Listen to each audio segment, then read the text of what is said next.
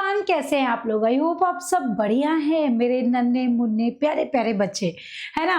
तो चलिए, क्योंकि आप 11th क्लास में हैं या फिर नीट और जेई की तैयारी कर रहे हैं या ड्रॉपर है या क्लास 12th स्टूडेंट है, ये चैप्टर आपका बेस है, इसलिए बहुत बहुत बहुत इम्पॉर्टेंट भी है। सो हर बच्चे से मेरी एक ही रिक्वेस्ट है कि प्लीज हर बच्चा क्लास को जरूर अटेंड करे, जितना हो सकता है उतना डिप्थ में जाके, जितना मैं रिलेट करके पढ़ाऊँ आप प्लीज पढ़े जरूर, है ना। और लास्ट तक जरूर जुड़े रहे, ऐसे नहीं बस थोड़ी सी देर देख लिया। देखो बच्चों, कंसिस्टेंसी जो होती है ना, वो हर सक्सेस की होती है ना। साथ में साइंस स्टूडेंट के लिए सिटिंग पावर बहुत इंपॉर्टेंट है, बहुत मैटर करता है। सो प्लीज आप सब बच्चों से ये रिक्वेस्ट है कि पूरा लेक्चर जरूर देखिए। हर टॉपिक को जितना मैं डिटेल में समझा रही हूँ उतना ही डिटेल से आप नोट्स भी बनाएं। ओके, चलिए तो आज हम शुरू करेंगे अपना 11th क्लास का जो चैप्टर है, वो है चैप्टर नंबर 3।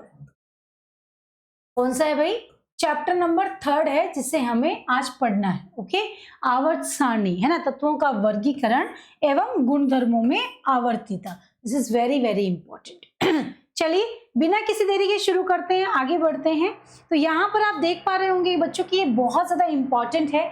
यहाँ पर ये भी देखना है कि आप बच्चों को यदि मेरे साथ लाइव जुड़ना है या फिर लाइव जुड़ने के साथ साथ यदि आप बच्चों को इस क्लास का पीडीएफ भी चाहिए या फिर कोई भी सब्जेक्ट रिलेटेड प्रॉब्लम है, पढ़ना नहीं हो रहा है, स्टार्ट कैसे करें, नहीं हुक मिल रहा है, सो आप मुझे feel free with connect with me. Okay, so please आप ज्यादा से ज्यादा इस सब बच्चे स्कैन करें, यहाँ पर जरूर जुड़े और मुझे आप मैसेज भी कर सकते हैं। आप बच्चों के लिए मैंने एक अलग से कम्युनिटी भी बनाई है जिसमें आप आपस में भी बातचीत कर सकते हैं।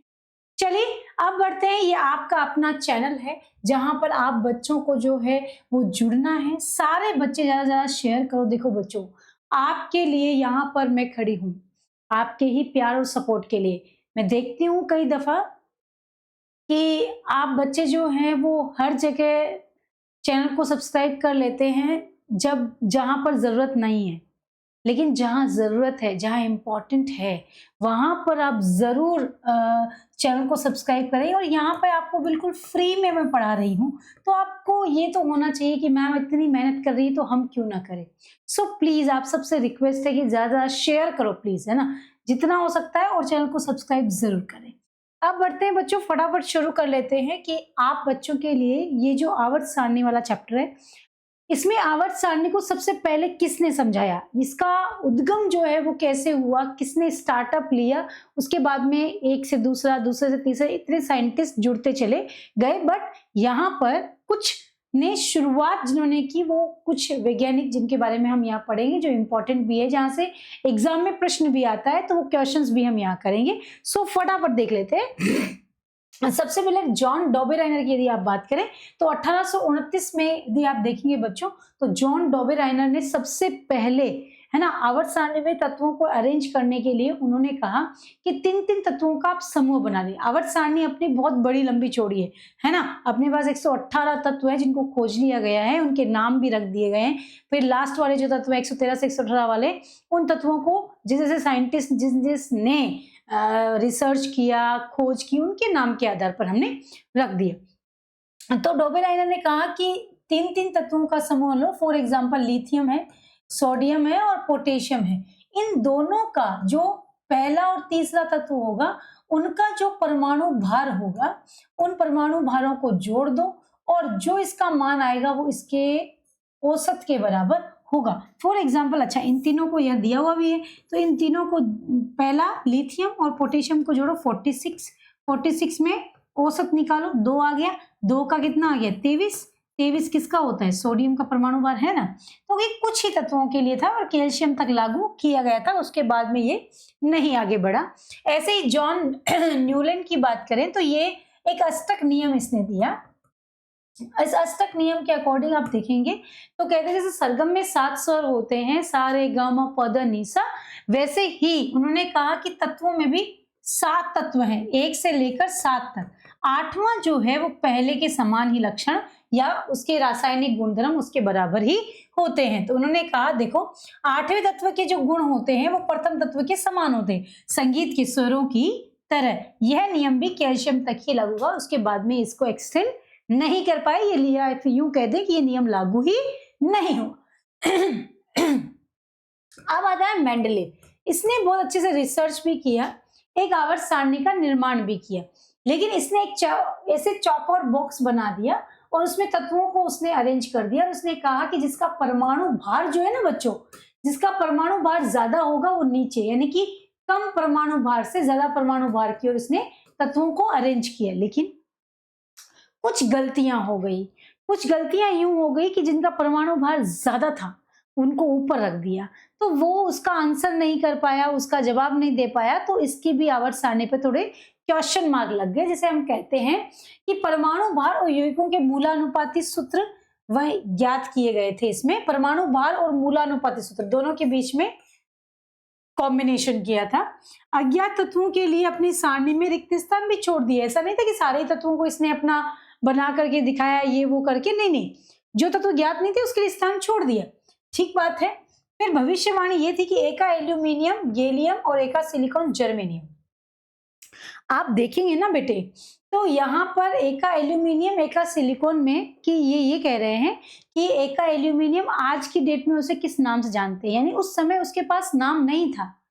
तो एल्यूमिनियम से पहले या जर्मेनियम से पहले, सिलिकॉन से पहले जो भी आया एक तत्व, तो उसका नाम उसने अपने अकॉर्डिंग मेंशन किया। बट आज उसका नाम जो है वो गैलियम है, एका एल्यूमिनियम का, और सिलिकॉन का जो है वो जर्मेनियम है। क्लियर है, बात समझ में आ गई होगी।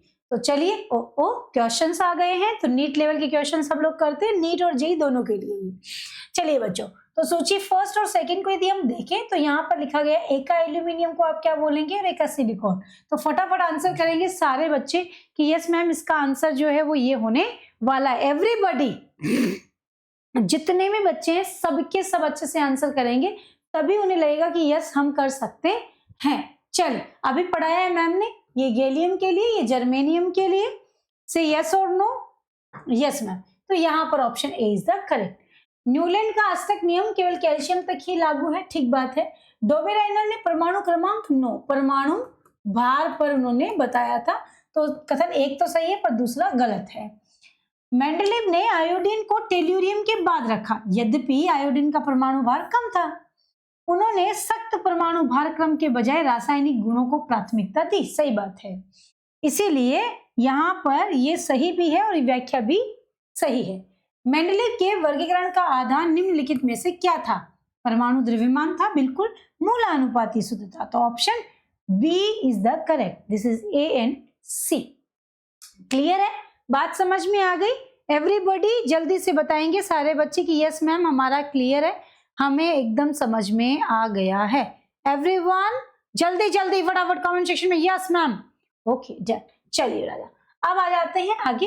अगला पॉइंट हम लोग पढ़ लेते हैं, आधुनिक आवर्त नियम और आईयूपीएसी नामकरण। देखो बच्चों, ध्यान से सुनने और समझने की जरूरत है। आधुनिक आवर्त सारणी आप सब जानते हैं, दिस इज आधुनिक आवर्त सारणी, है ना, जिसमें S block, P block, D block, F block सबको मेंशन किया गया था, है ना। पर इसमें तत्वों को परमाणु क्रमांक के आधार पर, जैसे आपका रोल नंबर आपकी क्लास में क्या है, वैसे ही तत्वों को भी उनके क्रम के आधार पर रखा गया, तो उसे हमने क्या कहा? परमाणु क्रमांक। तो वेट के आधार पर नहीं, क्रमांक के आधार पर मेंशन किया गया। और आधुनिक आवर्त नियम भी दिया गया। इस नियम के अकॉर्डिंग था कि कोई भी तत्व है उसके भौतिक और रासायनिक जो गुणधर्म है उनके परमाणु क्रमांक उसके आवर्ती फलन होते हैं। यानी परमाणु क्रमांक के आधार पर अगर गुणधर्मों को देखें तो एक सीरीज में सारे गुणधर्म आवर्तित यानी कि पुनरावर्तित यानी फ्रिक्वेंटली सब में सेम दिखाई देते। जैसे कि hydrogen, helium, lithium, beryllium, boron, carbon, अगर आप देखें और एक दिखे हलीना ने की रब से फरियाद, hydrogen, lithium, sodium, potassium, rubidium, caesium और फ्रेंशियम, एक सीरीज में एक वर्ग में जो तत्व हैं उन सब का करैक्टर जो है, रासायनिक गुणधर्म है, वो एक दूसरे के आवर्ती फलन होते हैं। क्लियर है, बात समझ में आ गई? यह नियम किसने दिया राजकुमारों? हेनरी मोजले ने दिया। ये पूछता है क्वेश्चन, हेनरी मोजले, और उसका आवर्त नियम क्या है। ये 1 मार्क्स क्वेश्चन, अगर कोई बच्चा एकेडमिक पढ़ रहा है तो 1 मार्क्स क्वेश्चन, अदरवाइज ऑब्जेक्टिव तो इससे आने ही है। फिर IUPAC कोडिंग की गई, जिसमें आपको ये देखना है बच्चों कि 0 के लिए क्या यूज होता है, 1 बाई ट्राई क्वाड, है ना। जो 0 के लिए क्या होता है, नील, 1 के लिए n, फिर बाई, ट्राई और क्वाड। 5, 6, 7, 8, 9, तो इनके लिए पेंट, हेक्सा, सेप्ट, ऑक्ट और इन, इनको यूज करते हैं। अब देखो बेटा, किसी का नाम 104 है तो 1 के लिए क्या लिखेंगे, n, है ना। 1 के लिए n, 0 के लिए नील और इसके लिए क्वाड, है ना। तो क्या हो गया, और लास्ट में हमेशा क्या लगेगा, यम, ठीक है। तो क्या हो गया, अननील क्वाडियम। अब आज इसका नाम रदरफोर्डियम है, बिकॉज रदरफोर्ड ने इसको खोजा था। अब आ जाता है 1 यानी कि एन अन ऑक्टियम, है ना, एन अन ऑक्टियम। क्लियर है, बात समझ में आ गई बेटे? Yes ma'am. तो आइए एक बार क्वेश्चंस को देख लेते हैं। निम्नलिखित में से कौन सा IUPAC नाम उसके परमाणु क्रमांक के साथ सुमेलित नहीं है? अननील करेक्ट है, अननील करेक्ट है। अन यहाँ अननील कर दिया, यहाँ अन होता ना, देखो अन बाइयम, अन अनियम, है ना। तो यहाँ पर ये गलत हो गया। तत्वों के भौतिक और रासायनिक गुणधर्म परमाणु क्रमांक के आवर्ती फलन होते हैं। दिस इज हेनरी मोजले का आधुनिक आवर्त नियम। ठीक बात? Yes ma'am. अब आप देखते हैं कि परमाणु क्रमांक उदासीन परमाणु में इलेक्ट्रॉनों की संख्या के बराबर होता है, जो क्वांटम संख्याओं और इलेक्ट्रॉनिक विन्यास को निर्धारित करता है। क्या ये बात सही है? ये कह रहे हैं, क्या कह रहे हैं, ये यूं कह रहे हैं कि आपके जो आधुनिक आवर्त नियम है उसमें परमाणु क्रमांक उदासीन परमाणु में परमाणु क्रमांक क्या है, प्रोटॉन की संख्या है ना। जितने प्रोटॉन उतने ही इलेक्ट्रॉन्स हैं, ठीक है। प्रोटॉन प्लस न्यूट्रॉन क्या होते हैं, परमाणु द्रव्यमान होता है। तो जो क्वांटम संख्या और इलेक्ट्रॉनिक विन्यास को, सही, क्वांटम संख्याएं 4 होती है ना, आपको मैं सेकंड चैप्टर में पढ़ा कर आई हूं।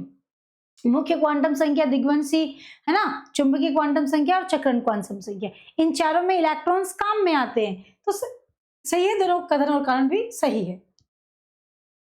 IUPAC नाम बताओ भाई, यू, है ना, अन, सही बात है कि नहीं है, अन अनियम, जल्दी बताओ, क्लियर है कि नहीं है, अन अनियम, option A is the correct.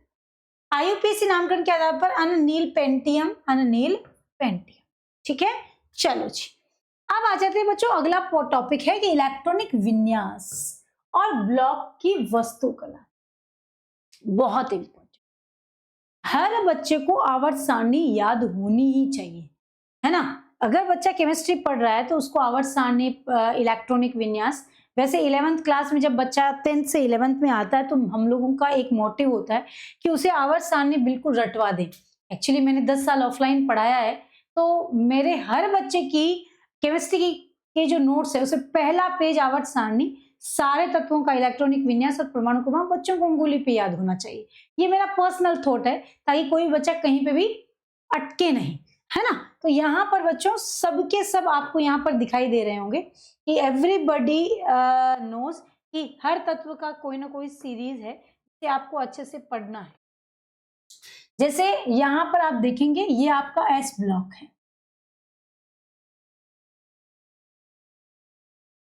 है ना, ये आपका D ब्लॉक है, ये आपका P ब्लॉक है और ये आपका F ब्लॉक, ठीक है। यहां आइए, अगर आप S की बात किए तो हेलिना ने का कंजक्शन है कि रब से फरियाद, ठीक है। बी मग केसर 12, बी मग के सर 12, ठीक है। यहां पर शक्ति वी कर मन फी को नी कूज, शक्ति विक्रमन फीको निको जिन यारी जरनी मौत तक रुकावट राम पड़े आग में कूद जला हफ्ता वारे ओस इर पता घग, है ना। रफ्तार डीबी सिंह भाई हसमत देश राज कौन। बालेगा इंतल काशी गए एसएनपीबी नेपाल पाकिस्तान ऑस्ट्रेलिया सब बिके मैच फिक्सिंग में ओएससी टीपीओ। फिर कल बाहर आए एंटी helium neon argon krypton xenon radon और ओगिनेशन। तो ये सब जितनी भी मैं ट्रिक्स बता रही हूँ, ये ट्रिक्स यदि आपको चाहिए तो कमेंट में लिख देना, मैं आपको शेयर कर दूंगी। तो यहाँ पर आप देख पा रहे हैं कि सारी आवर्त सारणी को आपको ऐसे ही पढ़ना है। बस ये ध्यान रखना है कि एस ब्लॉक क्यों कहा गया, क्योंकि इनका अंतिम तत्व जो होता है NS1 और 2, है ना। यहाँ पर अंतिम जो इलेक्ट्रॉन होता है जिस कोश में भरा जाता है उसे हम उसी ब्लॉक का तत्व कहते हैं। अगर डी ब्लॉक की बात करें तो N-1D 1 to 10 NS2, क्लियर है। P की बात करें तो NP NS, NP6 1 to 6 1 to 2। F की बात करें तो N-2 F 1 to 14, N-1D 0 और 1 और NS1 और 2, क्लियर है। ये देखो यहाँ लिखा हुआ है ना, सारी चीजें लिखी हुई है वैसे तो, पर मैंने अपने हाथ से इसलिए लिखा क्योंकि बच्चों को एक रहता है कि मैम ही लिख कर पढ़ाएं, तो मैंने अपनी वो बता दिया कि यस बेटा ऐसे आप कर सकते हैं, आप ऐसे समझ सकते हैं। क्लियर हो गया। लेंथेनॉइड और एक्टिनॉइड्स। लेंथेनॉइड क्यों कहते हैं, लेंथेनम के बाद आते हैं। एक्टिनॉइड्स क्यों कहते हैं, एक्टिनॉइड के बाद आते हैं। सीने पर नदियां प्रेम की समाई यूं गदगद तब दिल हुआ और तुम यहाँ लूटे। थापा यूनानी नेपाली पुराने आम कम बिकेंगे कैफे में एस फरमाओ मैडम नोट लेकर आए हैं। तो ये लेंथेनॉइड सीरीज है और ये एक्टिनॉइड्स है। तो लेंथेनम के बाद आने वाले को लेंथेनॉइड, एक्टिनम के बाद आने वाले को एक्टिनॉइड्स कहते हैं और सीरीज आपको हमने समझा दी है ना। बालेगा इंतल बताई दी है, ये ट्रिक्स आपको बताई दी। सबका इलेक्ट्रॉनिक विन्यास आपको पता होना चाहिए, एकदम कंठस्थ होना चाहिए। चलो यस मैम। आइए भाई, अब इसके अंदर धातु, अधातु और उपधातु भी आपको पता होनी चाहिए हर बच्चे को। देखो ऐसा नहीं हमें पता ही नहीं है, कई बार 10वीं क्लास से आप जब 11वीं में आते हैं, 10th से 11th में, तो आपको ये सफर लगता है कि एकदम अजीब है। ऐसा नहीं है। आप बच्चों ने क्या 10th में ये नहीं पढ़ा, धातु अधातु पढ़ा है ना, 3rd चैप्टर था ना, पढ़ा था ना, पर वहां तक तो याद ही नहीं, अभी भी याद नहीं। तो ध्यान रखिए, है ना। बोरॉन, सिलिकॉन, जर्मेनियम, आर्सेनिक, सबस्टराइन, टेल्यूरियम, पोलोनियम, है ना। ये जो आपके पास 1 3 4 5 6 और 7 जो तत्व हैं वो क्या है बेटा, उपधातुएं, है ना। इस तरफ सब धातुएं हैं, इसके इस तरफ धातु, इसके इस तरफ अधातु। क्लियर है, बात समझ में आ गई एवरीबॉडी? Yes ma'am. तो धातुएं जब होती हैं तो हम कहते हैं कि 70% से अधिक है। ये सब बाईं ओर स्थित है, ठोस होती है, सुचालक, आघावर्धीय। आपको पता है धातु का कैरेक्टर तो सबको ही पता है कि धातुएं जो होती है वो ठोस होती है, विद्युत की सुचालक होती है, आघात वर्धनी, यानी पीट पीट कर उसे कितना भी, एल्यूमिनियम की ज्यादा नहीं बनती है ना, सोने की पन्नी भी तो थी, रदरफोर्ड ने टेस्ट किया था भाई। तो वही है, वही अपवाद है। अच्छी गैलियम और सीजियम के गलनांक जो होते हैं बहुत कम होते हैं। आवर्त में बाएं से दाएं धात्विक गुण घटता है, वर्ग में ऊपर से नीचे बढ़ता है। अधातुएं क्या होती है बेटा, सारणी में दाईं ओर स्थित है, कमरे के ताप पर गैस या ठोस, उच्च विद्युत ऋणात्मकता, भंगुर। क्लियर है? Yes yes yes yes. अधातुएं क्या होती है बेटा, कमरे के ताप पर गैस या ठोस होती है, हमेशा ही ठोस होती है, ठीक है। नीट के लिए धात्विकता से अधात्विक गुणों में परिवर्तन एक टेढ़ी मेढ़ी जिगजैग रेखा है। सिलिकॉन, जर्मेनियम, आर्सेनिक, एंटीमनी और टेल्यूरियम, ठीक है। बात समझ में आ गई सब बच्चों को? Everybody yes yes yes yes. Okay चलिए जी, अब इनके क्वेश्चंस कर लेते हैं जो कि बहुत इंपॉर्टेंट है। बॉक्स को उनके सामान्य इलेक्ट्रॉनिक विन्यास से सुमेलित कीजिए। एस ब्लॉक का परमाणु क्रमांक क्या है भाई, 3rd वाला है। पी ब्लॉक का बेटा 1st है। डी ब्लॉक का बेटा जी 4th है, और यहां 2nd है, ठीक है। सुमेलित कर लिए क्या? Yes ma'am. विकल्प मन में सोचें क्या होगा भाई। बता दिए आप सबको। एफ ब्लॉक तत्वों के संबंध में कौन सा कथन सही है? अंतिम इलेक्ट्रॉन यस। एक्टिनोइड सभी रेडियोधर्मी होते हैं। इन्हें निरूपक तत्व कहा जाता है। क्या सही बात है? इन्हें निरूपक यानी रिप्रेजेंटेटिव यानी कि दूसरे तत्वों को नहीं यार, रिप्रेजेंटेटिव तत्व अलग होते हैं। एस और पी ब्लॉक के तत्वों को हम कह सकते हैं। सही है कि नहीं बताओ, जल्दी से बताओ फटाफट फटाफट सारे बच्चे। यस मैम, हमारा क्लियर है। क्लियर है कि नहीं? क्यों है? सारे बच्चे जल्दी से बताओ फटाफट फटाफट, है ना? बिल्कुल। तो यहाँ पर आपका कथन पहला और दूसरा दो ही सही है। यहाँ पर एस और पी वालों को रिप्रेजेंटेटिव कहते हैं। निम्नलिखित तत्वों को बढ़ते हुए धात्विक लक्षण में व्यवस्थित कीजिए। चलो भाई, धात्विक गुणों में व्यवस्थित कीजिए फटाफट सारे बच्चे, एवरीबॉडी। धात्विक गुण सबसे ज्यादा किसमें पाया जाता है? सोडियम में। फिर मैग्नीशियम। यार बाएं से दाएं जाने पे तो घटता है ना, तो सोडियम, फिर मैग्नीशियम, फिर बेरिलियम, है ना? सही बात है, क्लियर है? Yes yes ma'am. तो option A is the correct. निम्नलिखित में किस समुच्चय में केवल उपधातुएं शामिल है? कौन सा समुच्चय है जिसमें उपधातु है? ऑप्शन बी को चेक करो एक बार फटाफट, जल्दी से सारे बच्चे। Everyone? Yes ma'am. Okay, option B is the correct. सबको पता चल गया? एवरीवन? यस। चलिए आ जाओ बच्चों। अब आता है जो आपके पास आवर्त सारणी है, उसका सबसे इंपॉर्टेंट पार्ट है भौतिक प्रवृत्तियां, जिसमें परमाणु और आयनिक त्रिज्या। पहले तो ये बात कि परमाणु त्रिज्या होती क्या है? परमाणु त्रिज्या का मतलब होता है कोई भी नाभिक है उसके बाह्यतम कक्ष से नाभिक के तक की दूरी, बाह्यतम कक्ष से नाभिक तक की दूरी जो होती है वो परमाणु त्रिज्या होती है, परमाणु की त्रिज्या। ठीक है। आयनिक त्रिज्या क्या होती है? धनायन या ऋणायन की त्रिज्या, है ना? और धनायन मतलब जो इलेक्ट्रॉन दान करता है, जो इलेक्ट्रॉन का क्या करता है बेटे? दान करता है। और जो इलेक्ट्रॉन को ग्रहण करता है उसे हम क्या कहते हैं राजकुमार? क्या कहते हैं? जो ग्रहण करता है उसे क्या कहते हैं? जल्दी बताओ। जो इलेक्ट्रॉन ग्रहण करता है उसे ऋणायन, जो दान करता है उसे धनायन हम कहते हैं। क्लियर है? Yes ma'am. तो केटायन हो गया, ये धनायन ऋणायन, और ये उदासीन परमाणु जनक है। सम इलेक्ट्रॉनिक स्पीसीज क्या होती है? सम इलेक्ट्रॉनिक स्पीसीज का मतलब होता है जिनके परमाणु क्रमांक समान हो, भार भिन्न भिन्न हो। समभारिक वो होते हैं जिनके भार समान हो, क्रमांक भिन्न भिन्न हो।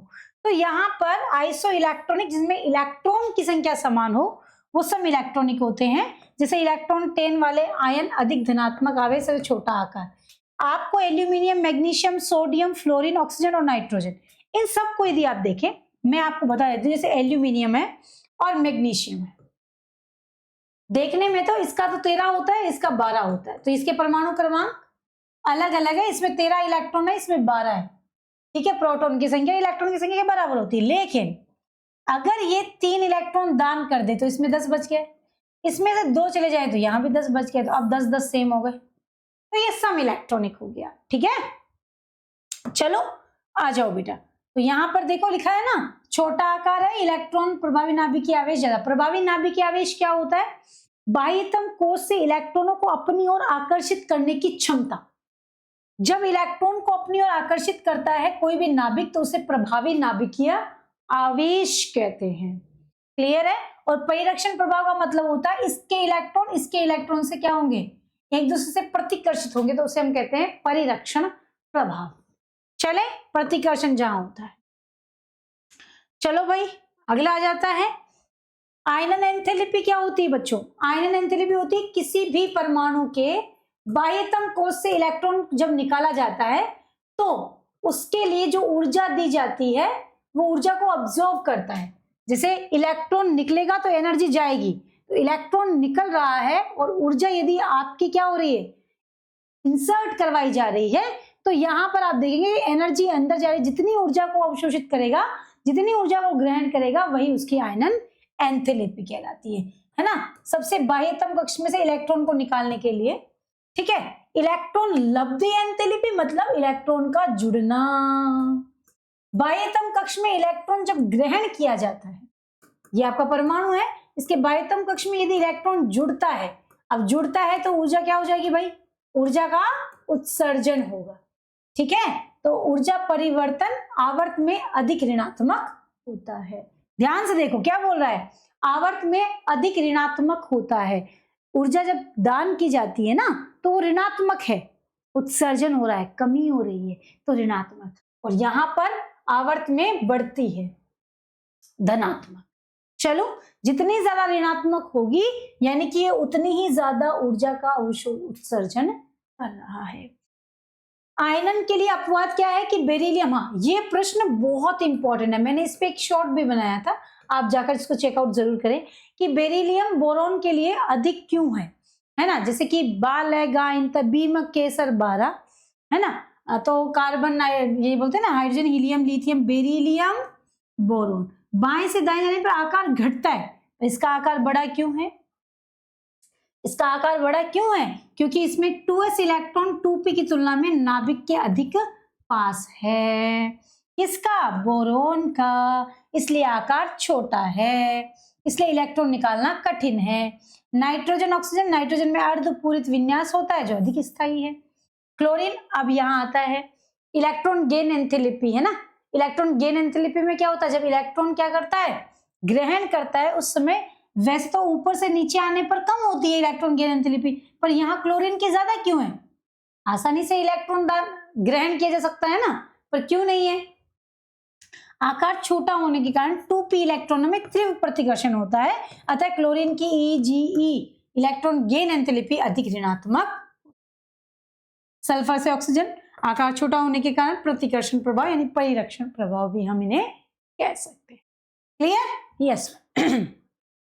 आइए जी, अब आता है, ओ भाई साहब अपवाद खूब भरे पड़े हैं, विद्युत ऋणात्मकता और संयोजकता। विद्युत ऋणात्मकता क्या होती है, विद्युत ऋणात्मकता किसे कहते हैं, दो तत्व है बेटा, है ना, आपके पास दो तत्व, ध्यान देना, दो तत्वों में से एक तत्व दूसरे के बाह्यतम कक्ष से अपने इलेक्ट्रॉन को क्या करता है, आकर्षित करने की क्षमता, यानी कि जैसे फॉर एग्जाम्पल मैं पढ़ा रही हूं, थोड़ा बहुत भगवान ने ज्ञान दी है तो पढ़ा रहे हैं, एक तुम हो तो तुम और हम में जो बॉन्ड बनेगा, तुम मुझसे ज्ञान लेना चाह रहे हो तो मेरे ज्ञान को आकर्षित करने की क्षमता, विद्युत ऋणात्मकता, सही है, मेरा ज्ञान इलेक्ट्रॉन है जिसे तुम लेना चाहते हो मेरे इलेक्ट्रॉन को, तो कह दिया उसे विद्युत ऋणात्मकता। तो पॉलिंग ने एक पैमाना दिया जिसमें बताया कि फ्लोरीन की सबसे ज्यादा होती है, आवर्त में बाएं से दाएं जाने पर बढ़ती है और वर्ग में ऊपर से नीचे आने पर घटती है। दिस इज वेरी इंपॉर्टेंट बेटा, ये फैक्ट्स याद रखिए। पॉलिंग ने कहा कि विद्युत ऋणता बाएं से दाएं जाने पर तो बढ़ती है, यानी आकार छोटा है तो इलेक्ट्रॉन को आकर्षित करने की क्षमता ज्यादा है, ऊपर से नीचे आकार बढ़ रहा है तो कम हो गई, सिंपल बात है। संयोजकता बाह्यतम कोश में जो इलेक्ट्रॉन्स होते हैं उसी पर निर्भर करती है। द्वितीय आवर्त का असामान्य व्यवहार, लिथियम फ्लोरीन तक अपने वर्ग के अन्य सदस्यों से भिन्न व्यवहार करते हैं, कारण है बहुत छोटा आकार, उच्च इलेक्ट्रॉन नेगेटिविटी, उच्च आयनन एंथैल्पी और डी कक्षकों की अनुपस्थिति है।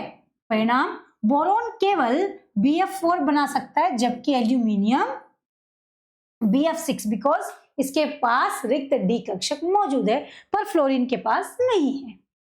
विकर्ण संबंध क्या होता है, आप जानते हैं एक डायगोनल होता है, जैसे कि लिथियम सोडियम है ना, यहाँ मैग्नीशियम है, तो ये लिथियम मैग्नीशियम के साथ में एक विकर्ण संबंध, तिरछा संबंध दिखा करके अपने गुणों में एक दूसरे में एक्सचेंज करते हैं, एक दूसरे के सिमिलर होते हैं।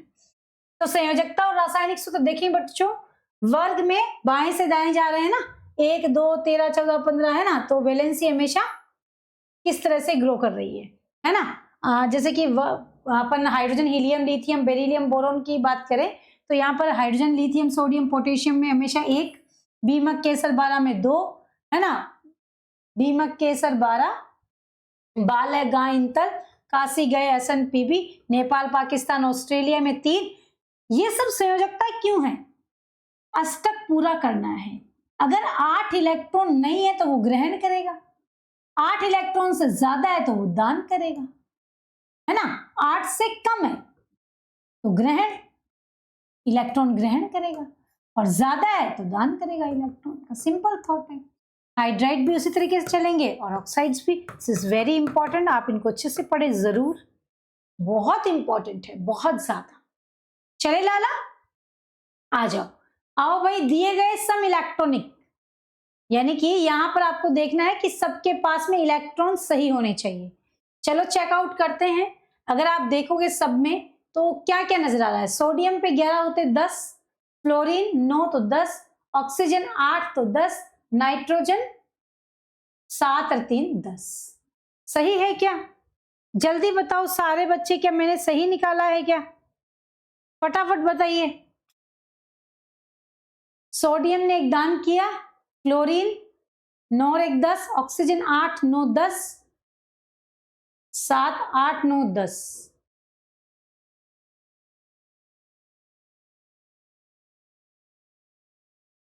सबका सेम होना चाहिए ना आकार। अच्छा हाँ, इलेक्ट्रॉन तो समान है, लेकिन अगर ये आकार की बात करें, अच्छा सब में 10 10 है।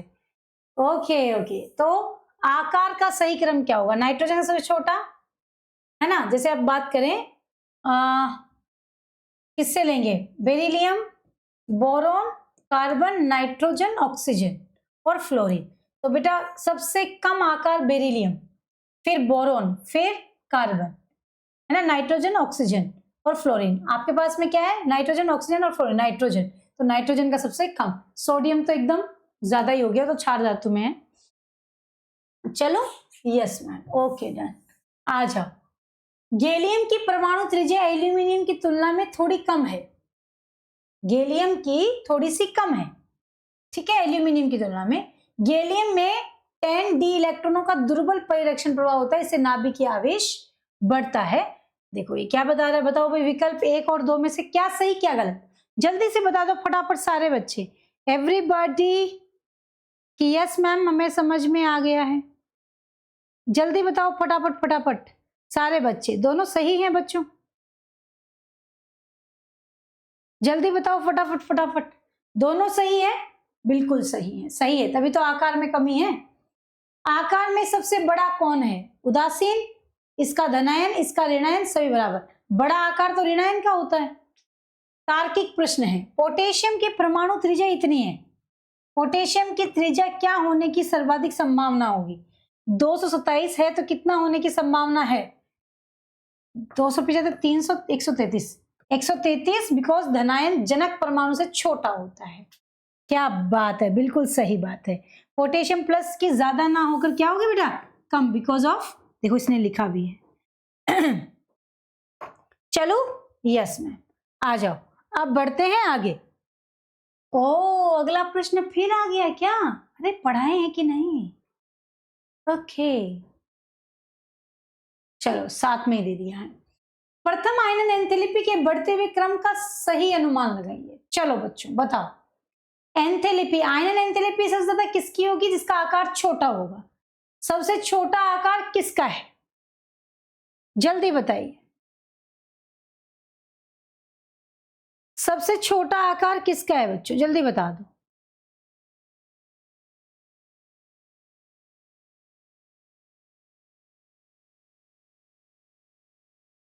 जल्दी जल्दी जल्दी सारे बच्चे।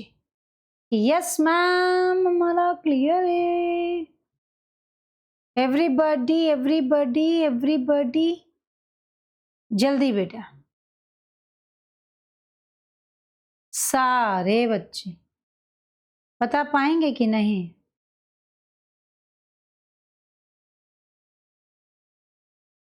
हाँ जी, समझ आ रहा है कि नहीं कि यूं ही कट रही है जिंदगी? हैं, मिल ही जाएगी मंजिल, भटकते भटकते गुमराह तो वो लोग हैं?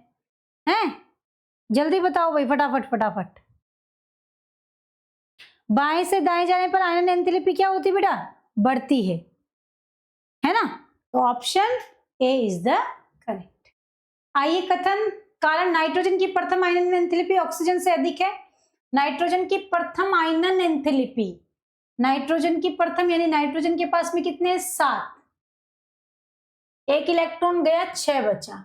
ऑक्सीजन से अधिक है। ऑक्सीजन के पास में बाह्यतम कक्ष में कितने इलेक्ट्रॉन है?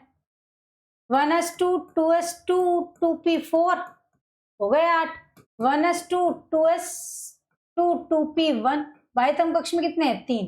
तो वो प्रथम आयनन एंथैल्पी अधिक है ऑक्सीजन से, सही बात है। नाइट्रोजन में एक अस्थायी अर्धपूरित कक्षक है, बिल्कुल। तो option A is the correct. Done है। चलो बच्चों, किस तत्व की इलेक्ट्रॉन लब्धि एंथैल्पी सर्वाधिक ऋणात्मक होगी? किसकी होगी? फ्लोरीन क्लोरीन में क्लोरीन की। याद करो, इलेक्ट्रॉन गेन एंथैल्पी एक अपवाद था, याद आया? हाँ या ना? जल्दी बताओ यार, तुम बच्चे बोल नहीं रहे हो। एवरीवन यस, हेलोजन का आकार छोटा होने के कारण, राइट। चल, ऑक्सीजन में एक इलेक्ट्रॉन जोड़ने पर सल्फर की तुलना में कम ऊर्जा है। ऑक्सीजन से छोटे 2p कक्षकों के लिए, है ना, 2p कक्षकों के लिए इसमें विकल्प सही से दिए नहीं है क्या? है 2p कक्षकों में s के 3p कक्षक की तुलना में प्रबल अंतरा इलेक्ट्रॉनिक प्रतिकर्षण होता है। दोनों सही, बिल्कुल सही बात है। चलो भाई, अब आवर्त सारणी आ गई है, आपके ट्रेंड के अनुसार थोड़ा सीखो ताकि आपको समझ में आए कि हम क्या पढ़ रहे हैं। परमाणु त्रिज्या घटती है, आयनन एंथैल्पी बढ़ती है। देखो बच्चों, परमाणु त्रिज्या मैंने कहा था नाभिक से बाह्यतम कक्ष के बीच की दूरी। तो अगर आप परमाणु त्रिज्या ऊपर से नीचे देखें तो बढ़ती है, बाएं से दाएं घटती है। आयनन एंथैल्पी बाएं से दाएं क्या होती है? यहां ये चीजें लिखनी थी भाई, लिखी ही नहीं है। परमाणु त्रिज्या ऊपर से नीचे, बाएं से दाएं। बाएं से दाएं क्या होती है? यहां पे लिख देती हूं बेटा, है ना। परमाणु त्रिज्या बाएं से दाएं घटती है। आयनन एंथैल्पी, हाँ, बाएं से दाएं बढ़ती है। बाएं से दाएं की बात हो रही है। चलो ठीक है, समझ में आ गया। सब बाएं से दाएं, बाएं से दाएं, बाएं से दाएं, क्लियर है। परमाणु त्रिज्या बाएं से दाएं घटती है, यस क्लियर है। आकार छोटा होता है ना। क्यों? क्योंकि एक एक इलेक्ट्रॉन बढ़ता है ना, एक एक इलेक्ट्रॉन बढ़ता है। जबकि यहाँ पर 2 8 8 18 18 32 इस रूप में बढ़ते हैं, है ना। अगर आप देखोगे तो हाइड्रोजन का कितना होता है? 1। लिथियम का कितना होता है? 3। सोडियम का कितना होता है? 11। तो बढ़ गया ना, इसमें 2 जोड़ो, इसमें 8 जोड़ो, ठीक है। इलेक्ट्रॉन ग्रहण करने के लिए जितनी ऊर्जा का क्या होता है? उत्सर्जन, जितनी ऋणात्मक, तो बाएं से दाएं उतनी ज्यादा, सबसे ज्यादा ऋणात्मक होती है। विद्युत ऋणात्मकता बढ़ती है बाएं से दाएं जाने पर, अधात्विक गुण भी बढ़ता है, ठीक बात है। यहां पर ऊपर से नीचे बढ़ती है, ऊपर से नीचे घटती है, धात्विक गुण बढ़ता है। बहुत बढ़िया यार, शानदार समझाया है ना। ये बच्चे बड़े कंफ्यूज रहते हैं, तो इसमें आपको एकदम क्लियर हो जाएगा कि क्या कहना चाह रहे हैं। चलो भाई, बहुत ही बढ़िया। आ जाओ भाई, निम्नलिखित में से कौन सा ऑक्साइड सबसे अधिक अम्लीय है? चलो बताओ, फटाफट बता दो कि कौन सा जो एसिड है वो ज्यादा अम्लीय है। जल्दी बताओ बेटा, फटाफट सारे बच्चे, एवरीवन, जल्दी जल्दी। यूं ही कट जाएगा सफर साथ चलने से, कि मंजिल आएगी नजर साथ चलने से।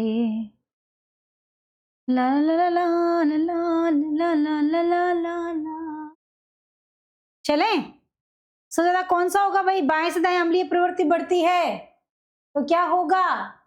Option D is the correct. Aluminium AlF6 बना सकता है जबकि बोरॉन नहीं, क्योंकि उसके पास में d ऑर्बिटल एब्सेंट है। लिथियम किसके साथ विकर्ण संबंध दिखाता है? मैग्नीशियम। गुणधर्म को तत्व के साथ सुमेलित कीजिए भाई, करो फटाफट गुणधर्मों को। उच्च आयनन एंथैल्पी, उच्च ऋणात्मकता, जल्दी बताओ। सीजियम, क्लोरीन और फ्लोरीन। ये तो यार तुम्हें याद ही हो गया होगा, जल्दी से बता दो फटाफट सारे बच्चे, एवरीबॉडी, जल्दी जल्दी जल्दी सारे बच्चे, जल्दी से। Option B is the. चले, okay, chapter is clear now. बच्चों यहाँ पर आप मुझसे लाइव जुड़ सकते हैं। आपको पीडीएफ चाहिए तो कमेंट जरूर कीजिए, वहां पर सारे बच्चे ज्वाइन कीजिए। जितना हो सकता है कोशिश कीजिए कि आप सब बच्चे टेलीग्राम पे जुड़ जाएं, फिर ही मैं वहां लाइव आऊंगी। अगर आपको बात करनी है, आप कम्युनिटी में जाके मुझे मैसेज कर देना कि मैम आप लाइव आइए, मैं आ जाऊंगी, ठीक है। ओके, केमिस्ट्री विद पूनम पे आप मेरा पर्सनल जो है इंस्टा आईडी फॉलो कर सकते हैं। साथ ही आप मेरे फेसबुक चैनल पे भी मुझे, है ना, मुझे फॉलो कर सकते हैं। तो आराम से आप मुझे यहाँ पर पर्सनली मैसेज भी कर सकते हैं, तो मैं आपको पीडीएफ सेंड कर दूंगी। Okay, finally did. चलो बच्चों, तो आज का सेशन कैसा लगा प्लीज कमेंट सेक्शन में जरूर बताइए। साथ ही आप बच्चों को इतना डेडिकेशन के साथ पूरा चैप्टर 1 शॉर्ट में मैं इसीलिए करा रही हूँ ताकि सभी बच्चों के डाउट्स क्लियर हो। कोई बच्चा ऐसा ना हो जिसे लगे कि मुझे नहीं आता, सबको आता है। सो प्लीज जितना हो सकता है शेयर करो, चैनल के साथ जुड़ो। हर बच्चे से मैं यही कहूंगी, प्लीज पढ़ना स्टार्ट कर दो। अब समय नहीं है आपके पास, अब 9 महीने ही बचे हैं, है ना। तो मिलते हैं फिर नेक्स्ट क्लास में, तब तक खुश रहिए, मस्त रहिए, पढ़ते रहिए। बाय बाय, टेक केयर, जय हिंद।